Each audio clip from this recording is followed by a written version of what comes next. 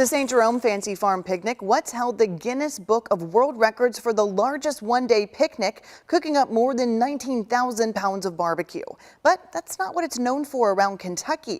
Instead, it's become the political event of the season, a tradition dating back to the early 1900s. Tonight, we take a look in the WHAS 11 vault. On the first Saturday of every August, everybody who's anybody in Fancy Farm, Kentucky is here at the St. Jerome Parish Picnic. Parishioners give life to the picnic, and in return, it gives them lots of money, $35,000 last year, to keep up their church and add features like these tennis courts to the parish. The year was 1979. WHAS 11 reporter Jeffrey Hutter explored the backstory of the famous picnic, finding it wasn't politics that brought it to life. A political affair. That's the image you have about the Fancy Farm Picnic if you've never been here before, relying on news reports. But for the people who've lived around these parts for a long time, family fun is the best part about this day. Fellowship, food, activities for all ages. That's how this picnic started. A simple parish fundraiser. It all goes to the church. We all, it pays off some of the bills that we have, and then what goes left goes to the church, to Jesus. But what began as a humble church picnic has grown into a major political event after politicians started adding it to the campaign trail, and every aspiring politician knew they had to make an appearance. Political significance is added to the Fancy Farm Picnic merely by its timing. With appearances here today, the general election campaign now moves into full swing. Late 1970s, the focus was on the governor's race between former Governor Louis Nunn and businessman John Brown. A large crowd came together. Many of the attendees actually bussed in by the candidates. At the time, politics was different in Kentucky. The Republican outnumbered on the podium by Democratic office holders. I just want to thank you, gentlemen, for all the nice things you had to say about me, because they were much better than I were expecting. And not only that, but they were better than what you were saying about each other a few months ago. Nunn went on to criticize President Jimmy Carter. Brown responded by calling Nunn's approach old-style politics.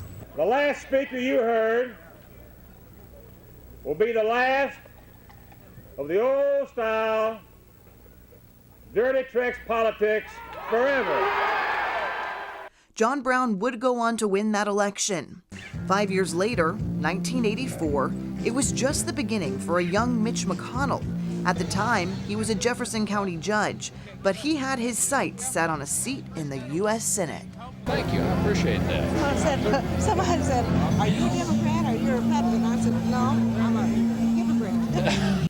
McConnell made his appearance at Fancy Farm with a goal to convince crowds it was time to change Kentucky's political environment. He wanted to beat Democratic incumbent Walter Huddleston. I tell you, it's going to be a lot of hot air coming from that platform up there shortly. You better get ready. It's going to come soon. And I'm going to supply my portion of it. At the time, the 1st District of Western Kentucky was almost exclusively Democratic. Huddleston was confident he would win re-election. I don't have any fear at all about that, either here or other places in the state as far as my race is concerned. I think we're in a very strong position. But, as you know, this one was an upset in favor of McConnell, and just the beginning of his storied career in the U.S. Senate. I haven't found a liberal yet, and I've been talking to everybody in the crowd. And some of these people with D stickers on got it put on and didn't even know it. I think this is going to be a friendly crowd. Regardless of political party, the real winners are the people of St. Jerome's Catholic Church.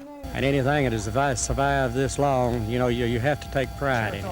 Their hard work and dedication making the event a success, year after year after year. I'd say probably 50% of it is based on the politicians coming and, meeting here. And then about 50% of it is this is a good place to meet old friends and meet new friends. And we do feed well. But if it's good enough for 10,000 or so Western Kentuckians, it's good enough for Mike Lynch, Action 11 News, Fancy Farm, Kentucky.